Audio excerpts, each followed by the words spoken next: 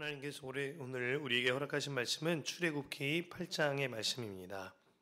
제가 세번역 성경으로 읽어드릴 텐데요. 가능하신 경우에 함께 합독하시면 좋겠습니다. 주님께서 모세에게 말씀하셨다. 너는 바로에게 가서 나 주가 이렇게 말한다 하고 그에게 이르기를 나의 백성을 보내라. 그들이 나를 예배할 수 있게 하여라.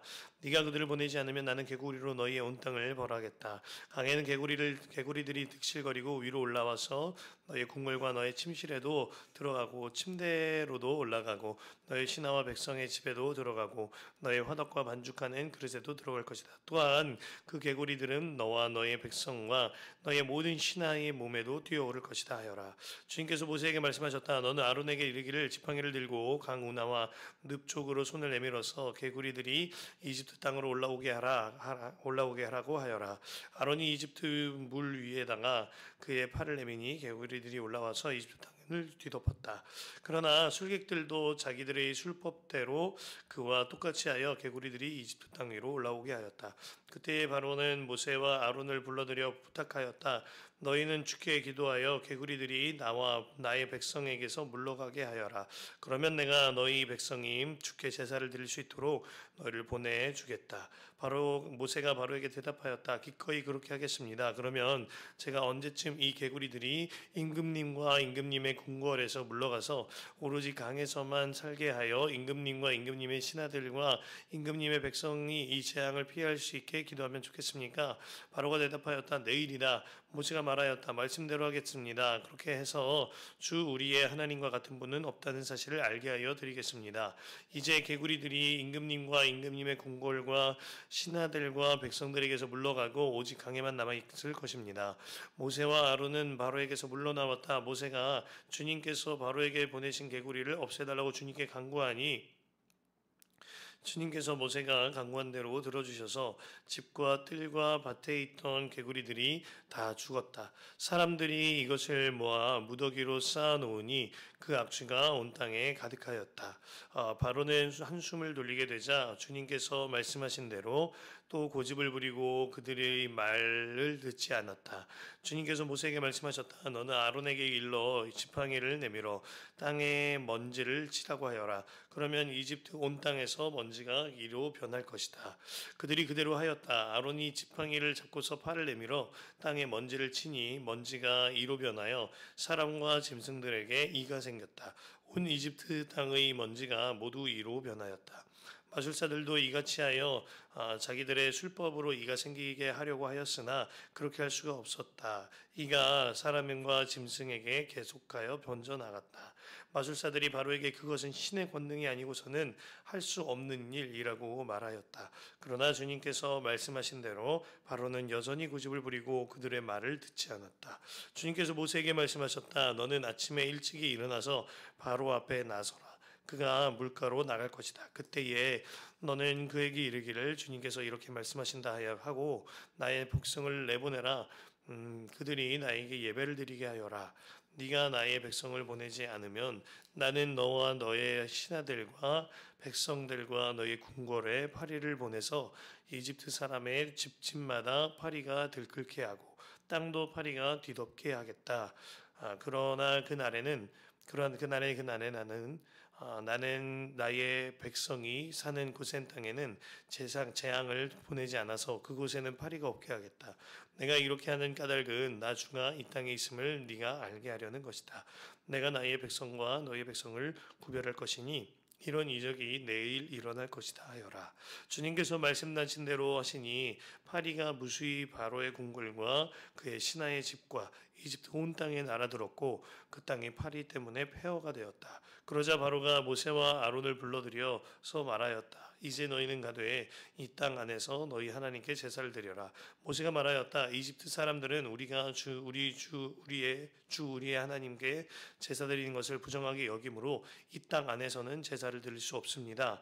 우리가 이집트 사람들을 보는 앞에서 그들이 부정하게 여기는 것을 희생 제물로 바치면 그들이 어찌 보고만 있겠습니까? 우리를 돌로 치지 않겠습니까? 우리는 하나님이 우리에게 말씀하신 대로 광야로 사흘 길을 나가서 주 우리의 하나님께 제사를 드려야 합니다. 바로가 대답하였다. 그렇다면 나는 너희를 내보내서 너희가 광야에서 주 너희의 하나님께 제사를 드리게 하겠다. 그러나 너희는 너무 멀리는 나가지 말아라. 그리고 너희는 내가 하는 일도 잘 되도록 기도하여라. 모세가 말하였다. 보십시오. 이제 제가 임금님 앞에서 물러가서 주님께 기도하겠습니다. 내일이면 파리 때가 바로 임금님과 신하들과 백성들에게서 떠나갈 것입니다. 그러나 바로 임금님이 우리를 속이고 백성을 보내지 않으셔서 우리가 주님께 제사를 드리지 못하는 일이 다시는 없게 하여 주시기 바랍니다. 모세가 바로 앞에서 물러나와 주님께 기도하니 주님께서 모세의 기도를 들어주셔서 파리가 바로와 그의 신하들과 백성에게서 모두 떠나서 한 마리도 남아있지 않게 하셨다. 그러나 이번에도 바로는 고집을 부리고 백성을 보내지 않았다. 아멘. 하나님의 말씀입니다.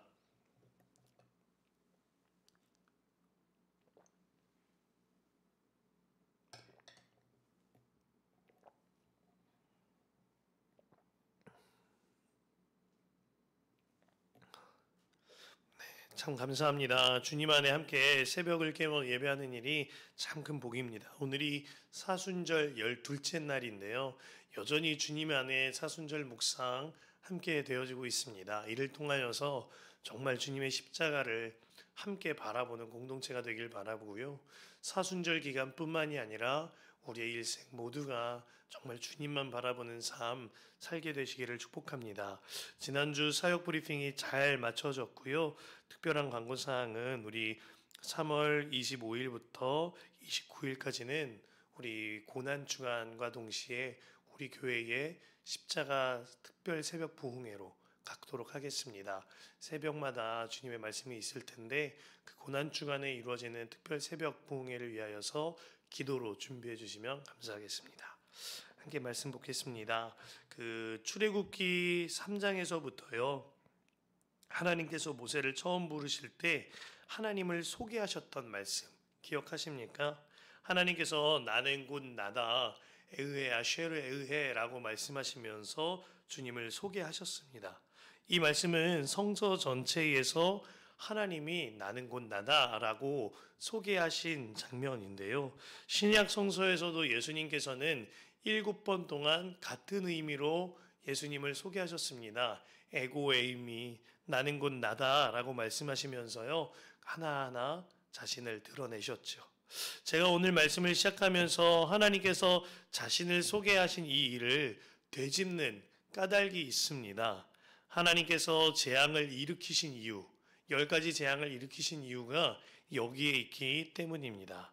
어제 물이 피로 변한 첫 번째 재앙을 시작으로요 10가지 재앙이 이어집니다. 그 중에 오늘 본문은 개구리 재앙과 이 재앙과 그리고 파리 재앙을 다루고 있는데요. 그 초점은 명확합니다. 재앙보다 더 크신 하나님이 어떤 분이신지를 알리시고자 하나님이 이 재앙들을 내리고 계신 겁니다. 먼저 개구리 재앙을 함께 살펴보겠습니다. 하나님의 말씀에 따라 개구리가 온 땅에 올라와서 온 땅을 뒤덮었습니다. 연이어 애굽의 마술사들도요 그 재앙을 흉내냅니다. 그리하여서 개구리들을 불러내죠. 하지만 땅을 뒤덮은 개구리들을 다시 물로 돌려보내는 일은 하나님은 할 수 있으시지만 마술사들이 할 수 있는 일은 아니었습니다. 결국 바로는 모세와 아론에게 개구리들이 물러갈 수 있도록 기도를 부탁하는 것입니다. 이전까지 모세와 아론을 쳐다보지도 않고 멸시하였던 바로의 태도가 많이 달라진 거예요. 재앙 앞에서 바로의 태도가 달라진 겁니다. 하지만 바로는요, 하나님의 말씀을 바라보지 아니하고 재앙만 바라보았으므로 여기까지입니다. 그때 모세는 바로에게 언제 물러가도록 기도해 주길 바라냐며 정확한 일시를 묻습니다. 그리고 바로의 요청에 따라 바로 내일 개구리들이 물러가겠노라 기도하겠노라 말하죠. 그 이유가 있어요.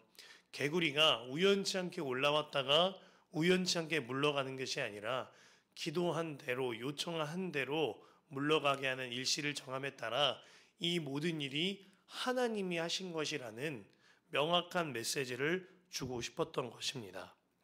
10절에 보면 바로가 대답하였다. 내일이다. 모세가 말하였다. 말씀대로 하겠습니다. 그렇게 해서 우리의 우리의 하나님과 같은 분이 없다는 사실을 알게 하여 드리겠습니다. 모세가 뭐라고 합니까? 이 일의 목적이 분명한 거예요. 10절 하반절에 주 우리의 하나님과 같은 분이 없다는 사실을 알게 하여 드리겠습니다. 이 일을 통하여 바로가 하나님이 어떤 분이신지를 명확히 알게 해주겠노라 이것입니다. 하지만 바로는 말씀드렸다시피 여기까지였어요. 하나님께서 개구리 떼를 거두셨고 바로는 한숨을 돌리게 되자 바로 변덕을 부립니다.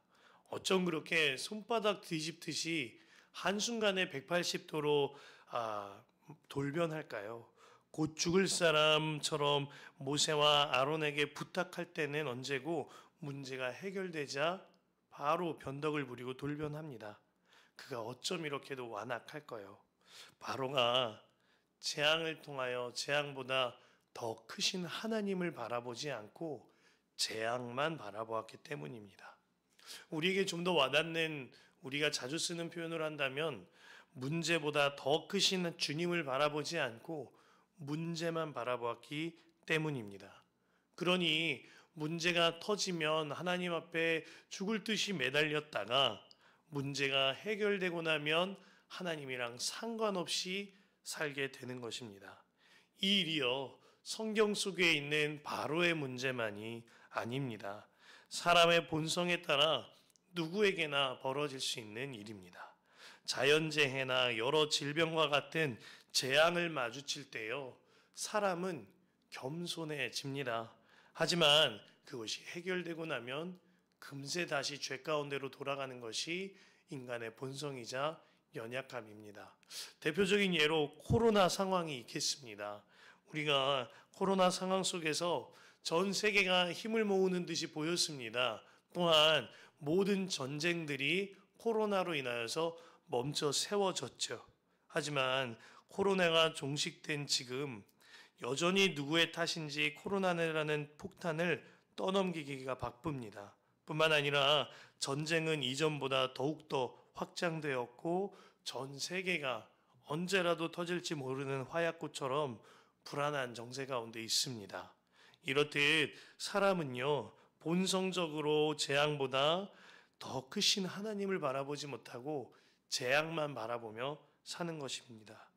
그러니 재앙 앞에서는 겸손한 듯 보이다가도 조금만 해결되면 금세 돌변하는 거죠. 개인적인 영역에서도 마찬가지입니다. 질병의 문제, 자녀의 입시 문제, 그리고 나의 입시 문제, 여러 문제 앞에서는 그렇게도 하나님께 매달려서 기도합니다.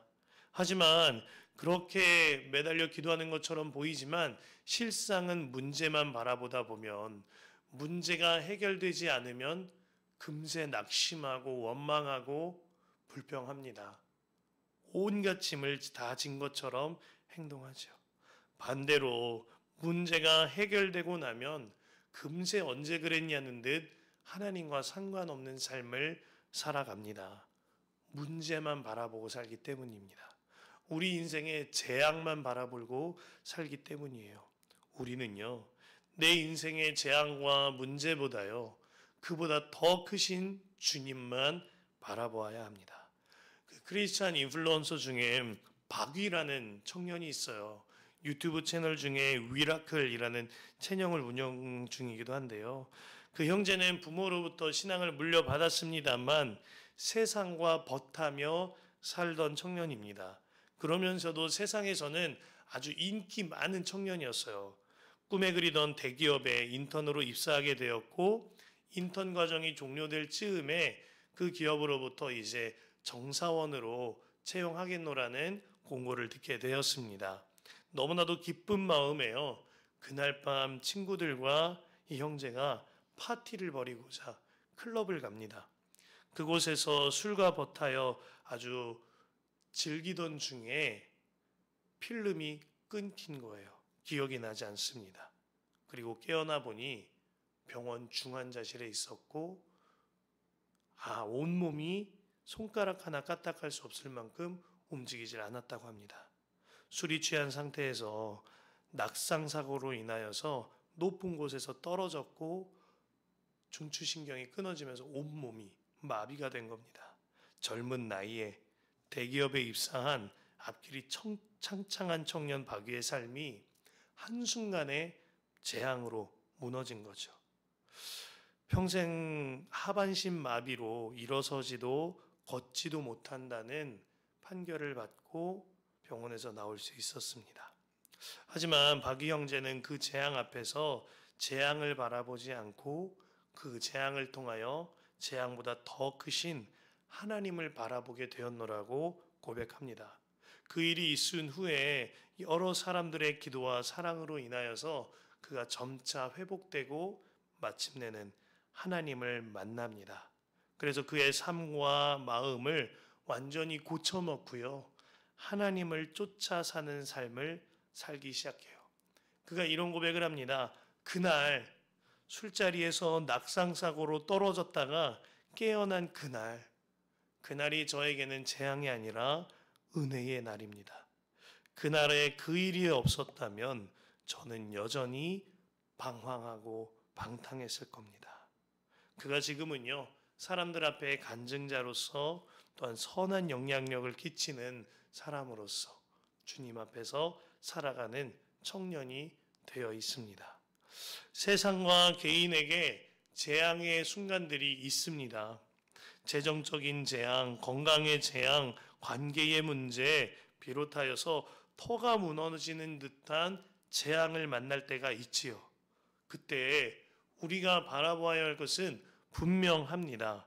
재앙을 바라보는 것이 아니라 그 재앙을 통하여 재앙보다 더 크신 하나님을 바라보아야 합니다. 그 길이 우리가 사는 길인 것이죠. 개구리 재앙의 뒤이은 재앙은요, 이 재앙입니다.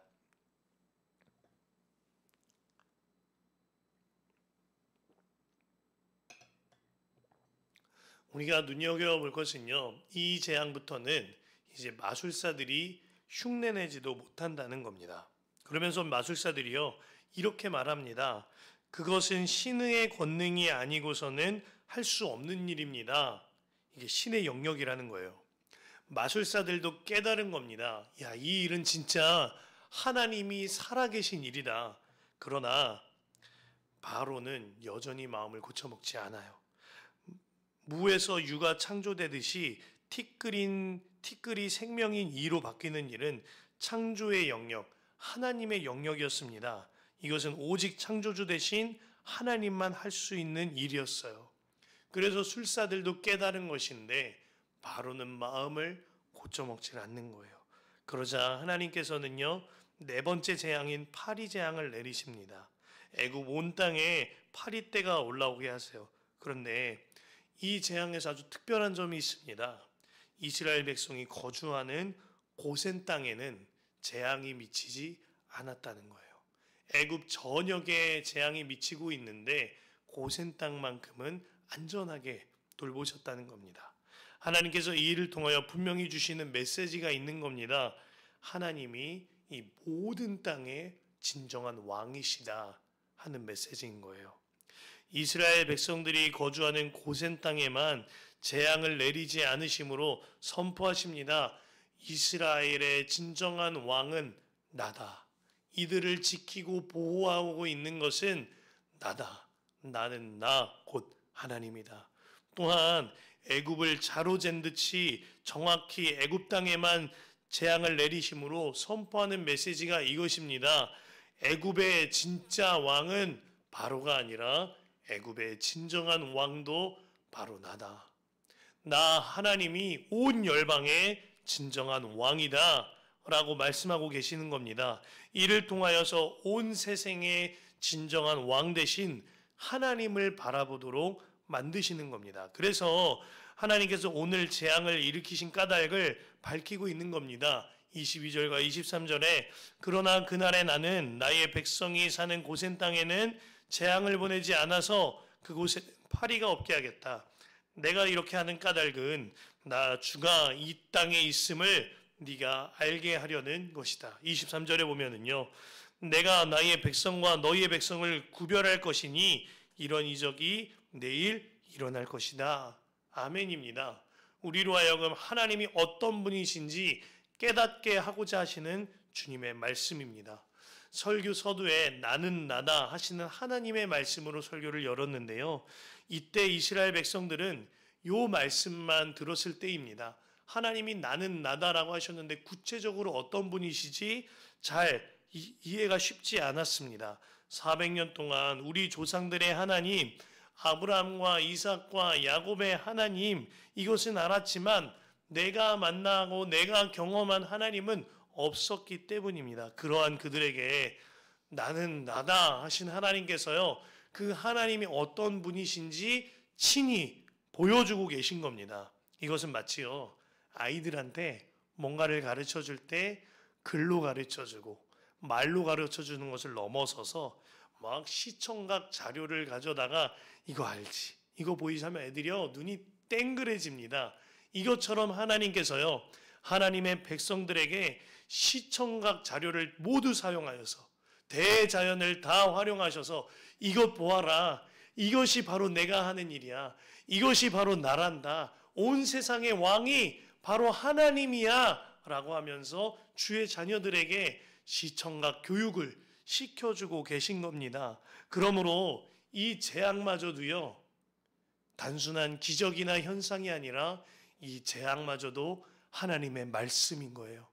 하나님의 말씀이 이 재앙에 녹여져서 전해지기 때문에 이 재앙마저도 철저한 하나님의 말씀인 것입니다. 에흐에 아쉐르에 의해 에고 에임이 나는 나야, 이 말씀을 재앙에 녹여두고 계신 거죠. 사랑하는 성도 여러분, 우리의 삶에 일어나는 재앙과 같은 문제들을 통하여서 하나님께서는 분명히 하나님을 나타내주고 계시고 계시하고 계십니다.